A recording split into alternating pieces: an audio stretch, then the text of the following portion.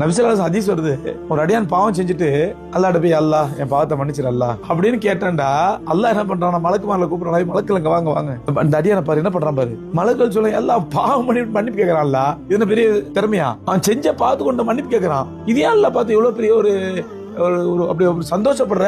அல்லாஹ் சொல்றானா, இன்ன ரப்பி அது அலிம அன்னலஹு ரப்புன் ஹுவ யஃபிரு துனூபஹு. நான் ஏன் சந்தோஷப்படுறேன்னா, என் அடியா என்ன தெரிஞ்சு வச்சிருக்கான்னா, அவனுக்கு ஒரு ரப்பு இருக்கிறான், அந்த ரப்பையும் செய்யற பாவத்தெல்லாம் மன்னிப்பான்னு நினைச்சுக்கிட்டு எனக்கு கேட்கறான் பாருங்க. அதனால சந்தோஷப்படுறாங்க.